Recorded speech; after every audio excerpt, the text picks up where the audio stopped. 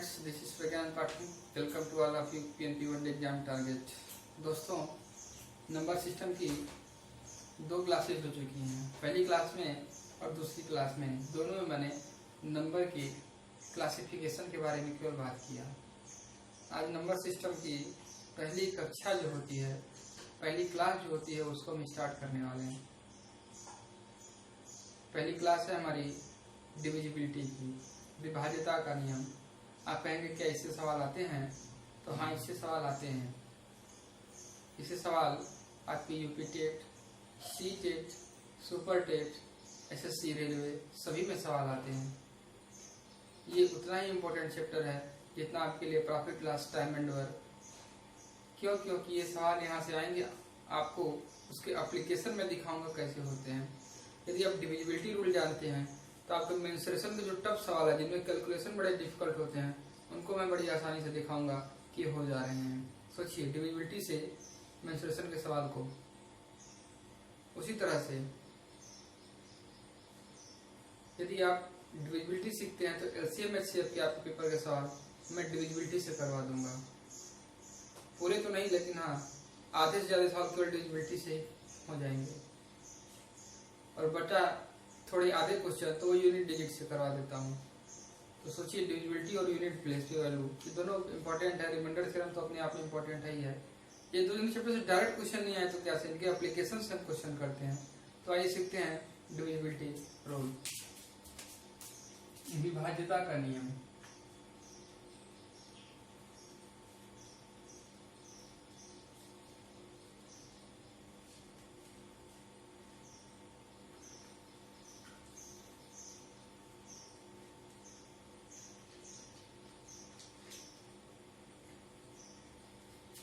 देखिए, पहले सीखते हैं जीरो के बारे में। सुनिए,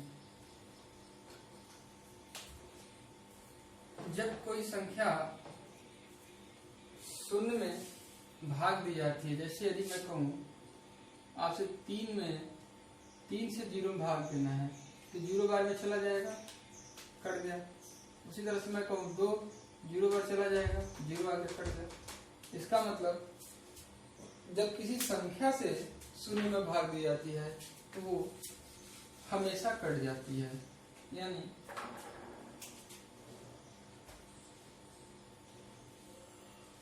कोई भी संख्या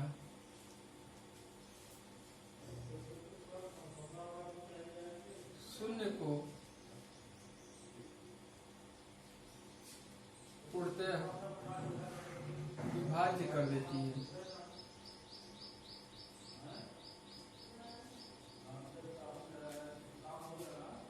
Zero is divisible by any number.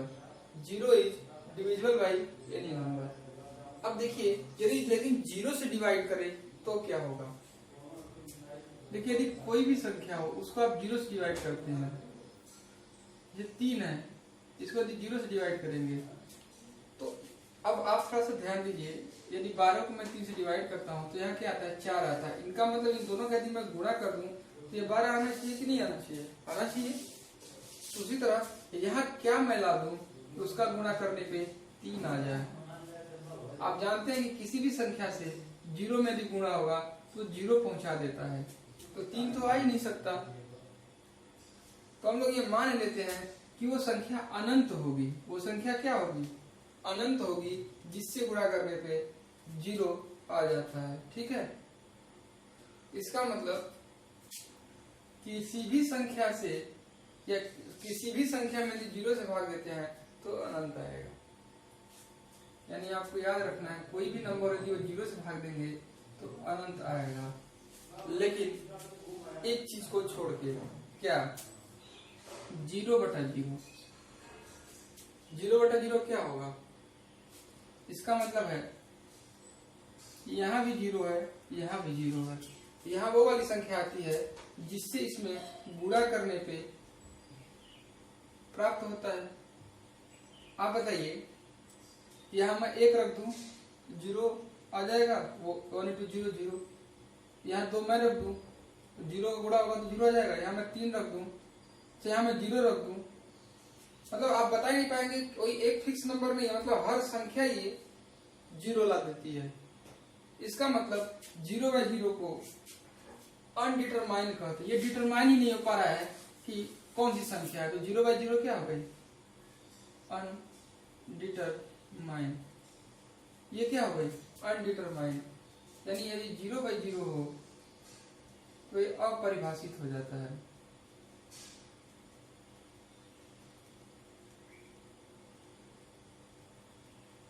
अनडिटर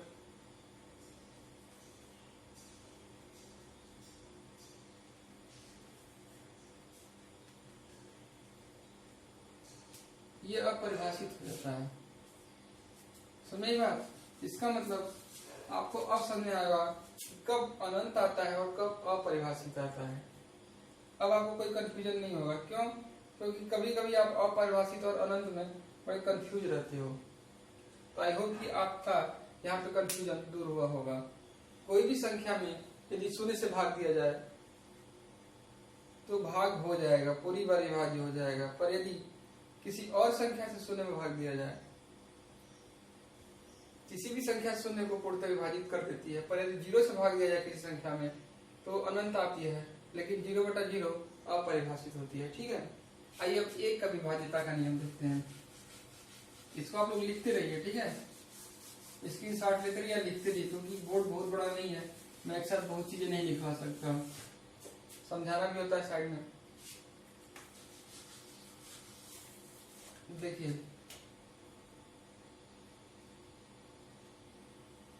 एक की विभाज्यता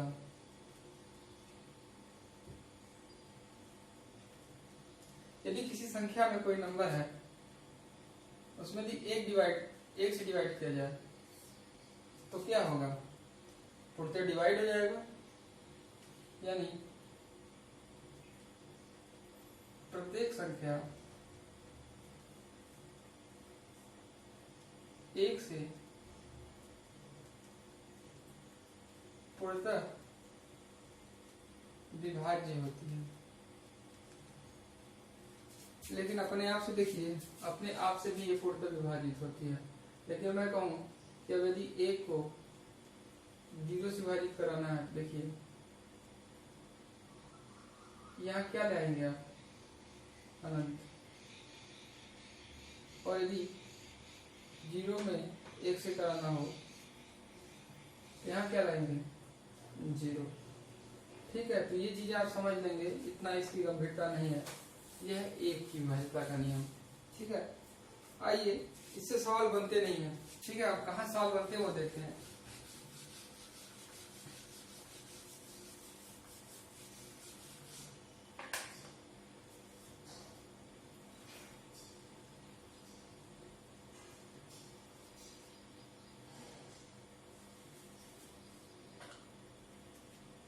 ब्लैक वाली पेन होगी, देखिए 2 की विभाज्यता का नियम,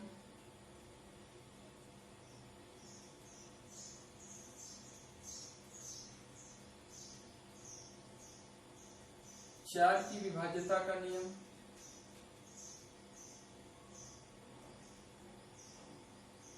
8 की विभाज्यता का नियम, 16 की विभाज्यता का नियम, 32 की विभाज्यता का नियम, इसी तरह आप 64 की विभाज्यता का नियम देख सकते हैं। आइए पहले 2 की विभाज्यता का नियम समझते हैं। क्या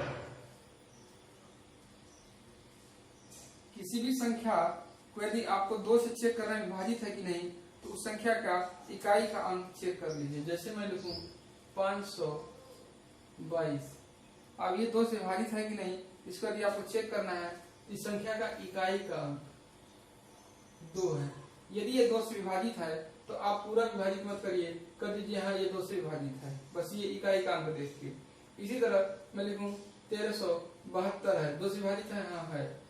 1352 है या 1356 है, 2 से विभाजित है, हाँ है।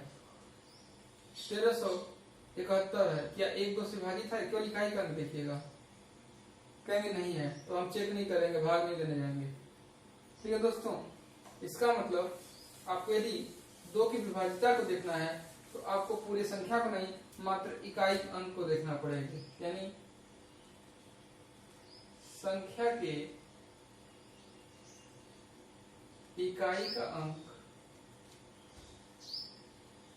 2 से विभाज्य होना चाहिए। यदि 2 की विभाज्यता चेक करने की 2 से विभाजित है कि नहीं, तो आप यदि इकाई का अंक 2 से विभाजित है तो ये संख्या 2 से डिविजिबल हो जाएगी, और यदि नहीं है तो ये संख्या 2 से डिविजिबल नहीं होगी। आइए 4 का देखते हैं। देखिए आपके पेपर के लिए 16, 32 तो मैं लिख दिया हूं क्योंकि इसी ट्रेंड से चलता है, मतलब नहीं है 8 तक का क्यों आता है। यदि 4 से विभाज्यता देखा जाए तो 4 से कोई संख्या विभाजित है कि नहीं, उसके लिए हम एक काम करते हैं, 532 लिख लेते हैं, 1372 लिख लेते हैं, 1589 लिख लेते हैं। ठीक है, इतने संख्या को मैं लिख लेता हूँ। अब मैं आपको पूछूंगी कौन सा 4 से विभाजित है, कौन सा 4 से नहीं, तो आप टपाटप 4 से भाग देना शुरू कर देंगे जल्दी जल्दी। ऐसा नहीं करना है। क्या करना है, हमें लास्ट के 2 अंकों को देखना है। लास्ट के 2 अंकों, इकाई और दहाई के 2 देखना है। लास्ट की ये 2 अंक यदि विभाजित है 4 से, तो ये संख्या पूरी पूरी विभाजित है 4 से। तो क्या 32 4 से विभाजित है? हाँ, 4 8 32, मतलब ये 4 से डिविजिबल है। क्या 72 है विभाजित 4 से? हाँ, 72 4 से विभाजित है। कितनी बार में? 18 टाइम में। तो ये भी विभाजित है, 1872 होता है ना।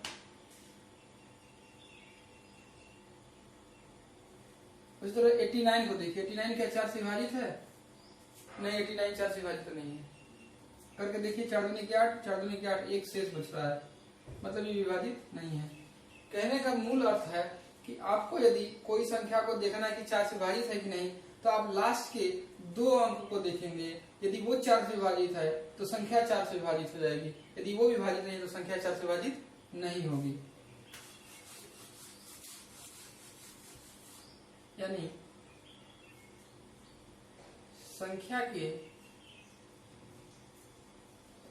अंतिम 2 अंक 4 से विभाज्य होने चाहिए।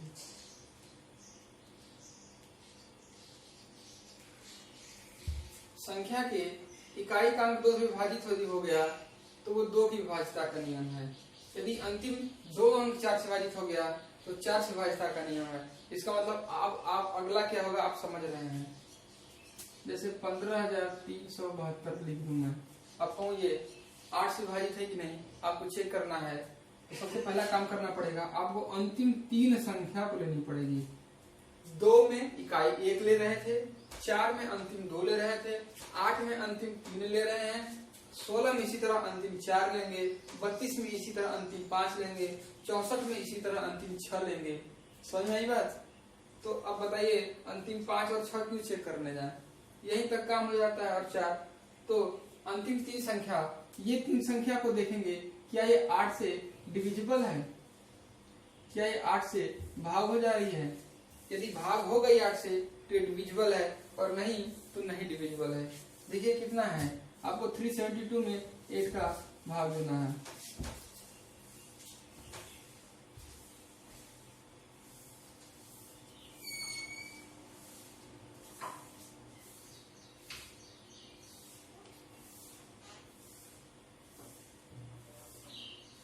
नहीं हुआ भाग।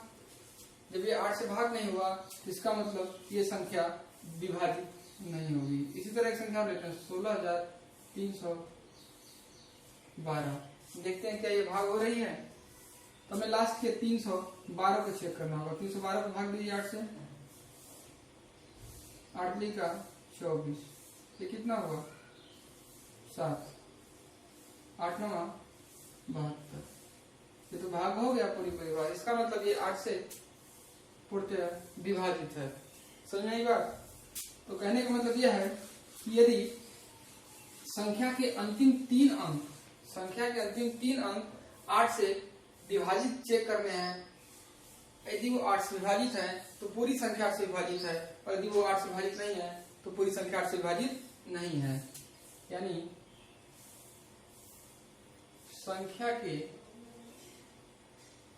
अंतिम 3 अंक 8 से विभाजित होने चाहिए। दोस्तों इसी तरह 16 से जब विभाजित करना होगा तो अंतिम 4 अंक, 32 से विभाजित करना होगा तो अंतिम 5 अंक को चेक करेंगे।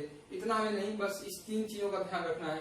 2 से विभाजित करने का मतलब अंतिम का इकाई का विभाजित 2 से हो जाएगा।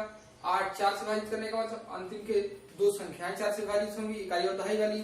और 3 8 से विभाजित करने का मतलब अंतिम की 3 संख्याएं इकाई दहाई सैकड़ा भी 8 से विभाजित होना चाहिए। दोस्तों आपको लग रहा होगा कि सवाल इस पे कैसे आते हैं, तो आइए इस पे सवाल देखते हैं। पहले आप इसका स्क्रीनशॉट या इसको पॉज करके लिख लीजिए।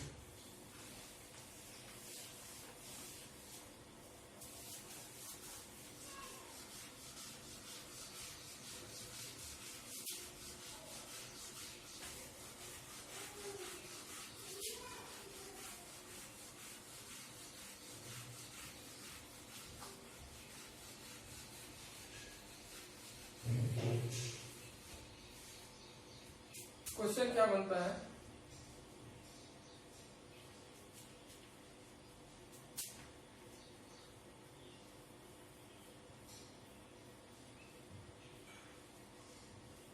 $13,500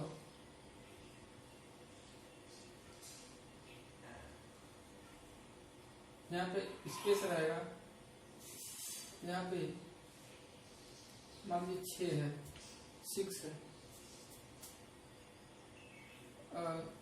13,003 यहाँ पे 2 है, यहाँ पे स्पेस है। ये कोई संख्या है, ठीक है। यह पूर्णतः ये स्पेस नहीं बनाएगा, यहाँ पे ए लिख देगा। 133A2 यह पूर्णतः 8 से विभाजित है।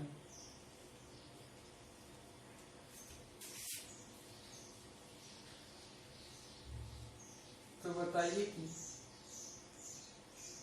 ए की जगह क्या होगा।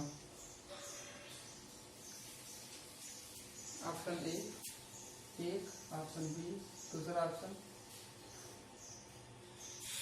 2, ऑप्शन सी 3, ऑप्शन डी 4, ऐसे लिख देगा। अब बताना होगा क्या होगा उसकी जगह। अब क्या जिनको डिविजिबिलिटी का रूल नहीं पता होता है, देखिए वो दिक्कत क्या होती है उनके साथ। डिविजिबिलिटी का रूल नहीं पता है तो क्या करते हैं, देखिए क्या करते हैं, वो सीधा 13,300 यहाँ पे कुछ लिख लेंगे, लगेंगे भाग देने, और बहुत दिक्कत होती है। दूसरी चीज, ऐसे क्वेश्चन को हम ऑप्शन के साथ करते हैं, बिना ऑप्शन करना थोड़ा मुश्किल होने लगता है क्योंकि हमें ऑप्शन मिला होता है तो हम उसके साथ करेंगे। देखिए कैसे करेंगे। आपको 8 की विभाज्यता का नियम पता होना चाहिए। 8 की विभाज्यता का नियम क्या है, लास्ट के 3 अंक को विभाजित हो जाना चाहिए। किससे, जो सवाल है वो 8 से विभाजित हो जाना चाहिए। अब लास्ट का 3 अंक क्या है, 3A2 है। 3A2 8 से विभाजित यदि हो गया पूरी बार तो संख्या विभाजित है, और यदि नहीं हुआ तो संख्या नहीं विभाजित है। आपके ऑप्शन में 1 2 3 4 दिया हुआ है, ठीक है। तो आप इसको विभाजित करना है तो समझ नहीं आएगा कि विभाजित है कि नहीं है, क्योंकि यहाँ पे ए लिखा हुआ है। तो आपको आपस एक रास्ता है कि आप ऑप्शन को रखिए 312/8, आप करके देखिए क्या विभाजित हो रहा है।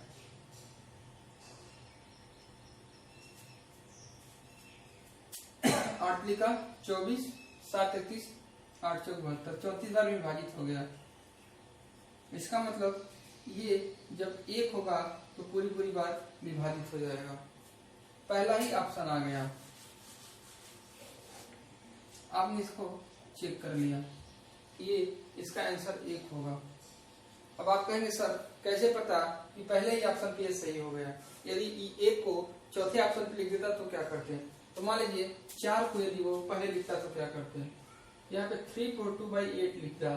पहले हम पहले ऑप्शन ही रखते हैं 4, तो 348 रखता, यही ना 342 रखता। उसके बाद हम चेक करते हैं, देखिए इसको कैसे कहते हैं।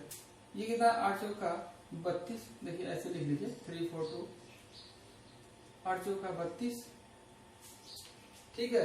ये कितना है 2 22, 8 लिखे 24, दो ज्यादा आ रहा है, इसका मतलब 8 दूनी के 16, कितना होगा 6 22, यानी 2 कम आ रहा है, 6 से आ गया। यदि यहाँ पे और 2 होता तो पूरी पूरी कट जाती। या अब इस तरह के जब ऑप्शन आपको दिखेंगे तो आपको खुद समझ में आएगा कि कितना बार ज्यादा या कम हो रहा है, तो आप उस ऑब्जर्वेशन से लगा पाएंगे। ठीक है, आपको ऐसे क्वेश्चन को ऑप्शन से ही टेकल करने पड़ते हैं। 8वीं डिजिटली के ऐसे क्वेश्चन आप देखने को मिलेंगे, तो इस तरह से आप ऑप्शन से गेन कर पाओगे। आइए अब कुछ और देखते हैं डिविजिबिलिटी को। हालांकि जो क्वेश्चन डिविजिबिलिटी को बनते हैं भाई, वो क्वेश्चन होते हैं 9 की डिविजिबिलिटी पे, 11 की डिविजिबिलिटी पे, 13 की डिविजिबिलिटी पे, 7 की डिविजिबिलिटी पे, 1001 की डिविजिबिलिटी पे। तो आपको इस पे क्वेश्चन मिलेंगे, 2, 5, 8 ये सब पे नहीं मिलेंगे। ठीक है, आइए अब 3 की डिविजिबिलिटी देखते हैं। 3 की विभाज्यता का नियम। इसी तरह 9 की विभाज्यता का नियम, 27 की विभाज्यता का नियम। आपको 27 से नहीं मतलब केवल 9 से मतलब है, लेकिन 27 उसी फ्रेंड पे होता है तो उसको मैंने करवा दिया। यानी 3 की जितनी पावर होंगी इसी तरह से उनका विभाजन होगा, चाहे वो 3 हो, 9 हो, 27 हो, 81 हो। ठीक है, आइए देखते हैं। यदि कोई संख्या को 3 से विभाजित होना है तो उसके लिए एक शर्त है। क्या, मान लीजिए 315 में लिख दूं। अब मैं पूछूं कि आप ये बताइए 3 से विभाजित है कि नहीं है, तो आपको कुछ नहीं करना है, इन तीनों नंबर को जोड़ देना है। 3 + 1 + 5, ये कितना आ गया? 3 1 4 5 9। यदि ये संख्या 3 से विभाजित हो जा रही है, ये विभाजित हो गई 3 बार में, तो ये पूरा संख्या 3 से विभाजित है। जैसे 1712 लिखा हुआ है। मैं पूछूं कि ये 3 से विभाजित है कि नहीं है, तो आपको कुछ नहीं करना है, आपको संख्या को जोड़ देना है। 7 1 8। देखिए पैसे कैसे जोड़ेंगे, 1 + 7 + 1 + 2, ये कितना हुआ? 7 2 9 2 11। क्या ये 3 से विभाजित है? नहीं है, इसका मतलब ये संख्या 3 से नहीं विभाजित है। ठीक है, तो 3 की डिविजिबिलिटी का मतलब है कि संख्याओं का योग पूर्णतः 3 से विभाजित होना चाहिए।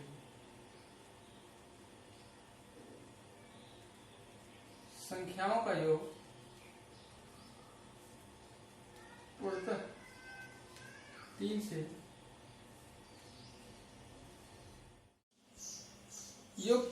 से विभाजित होना चाहिए। 9 का भाज्यता का नियम। यदि कोई संख्या मान लीजिए लिख दिया मैंने 3456,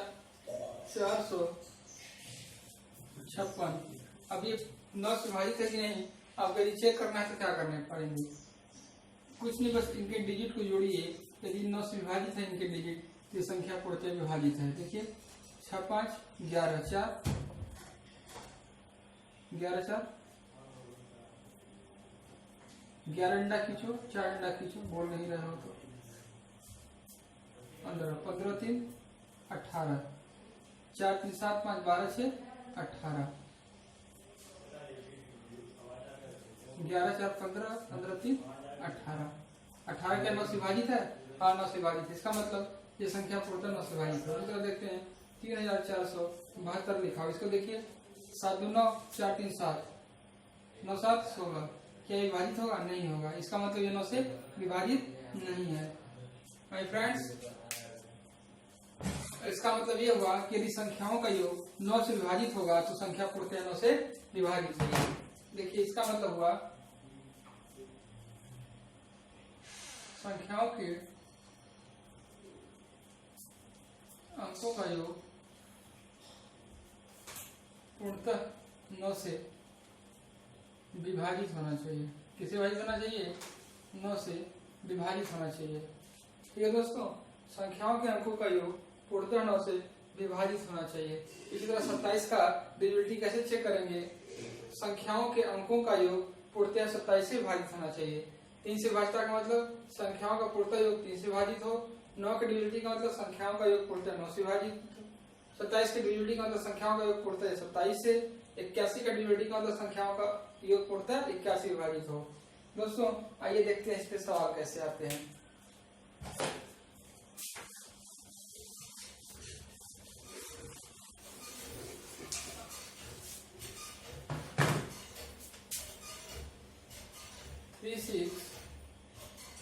यहाँ पे डब्बा बना दिया, 72 लिखा हुआ है। आपसे पूछेगा यह संख्या 9 से पूर्णतः विभाजित है, तो रिक्त स्थान को भरें। ठीक है भाइयों, पहला ऑप्शन 0, दूसरा ऑप्शन 6, तीसरा ऑप्शन 1, चौथा ऑप्शन 2, तीसरा ऑप्शन 1, चौथा ऑप्शन 2। कुछ नहीं करना है दोस्तों, बस इसको जोड़ दीजिए। भाई यही तो डिविजिबिलिटी का रूल, की जोड़ दीजिए। 6 3 9, यहाँ आप a मान लीजिए, x मान लीजिए, तो 3 + 6 + x + 7 + 2, 7 9 9 9 18 + x, यानी 18 में कुछ जोड़ने पे ये 9 से विभाजित हो जाएगा, तो संख्या 9 से विभाजित हो जाएगी। पहला ऑप्शन 0 है, तो 18 में 0 जोड़ेंगे तो क्या होगा 18, इसका मतलब 9 से विभाजित हो गया, यानी 0 इसका आंसर है। आप 6 रख के देखिए, 18 से 24 9 से विभाजित नहीं हो रहा है, इसका मतलब आंसर नहीं है। 1 रख के देखिए, 18 को 19 9 से विभाजित नहीं होगा, इसका मतलब एक भी आंसर नहीं है। 2 को रख के देखिए, 18 को 20 9 से विभाजित नहीं, इसका मतलब आंसर नहीं है। आंसर क्या है 0 है। लेकिन थोड़ा सा क्रिटिकल आंसर कैसे बनाएगा आइए देखते हैं। इसको लिख लीजिए, फिर एक क्वेश्चन मैं और लिखता हूँ।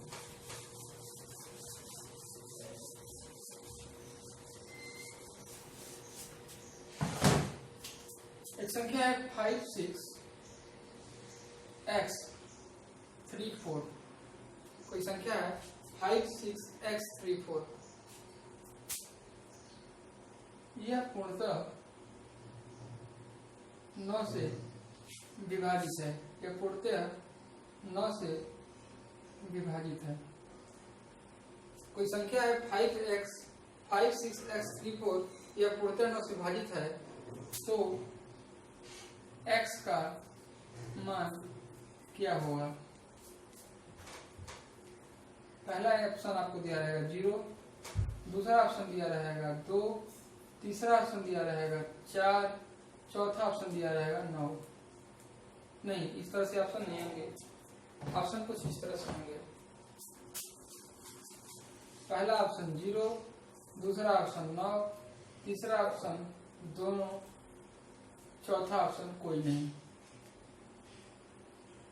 दोस्तों थोड़ा ध्यान दीजिएगा, 0 भी हो सकता है, 9 भी हो सकता है, दोनों हो सकते हैं, या ऐसा हो कि कोई नहीं हो सकता है। आपको दोनों को रख के चेक करना होगा। यह है क्वेश्चन, यह है सॉल्यूशन। आइए देखते हैं। कुछ नहीं करना है, बस जोड़िए अंकों को। ये कितना होगा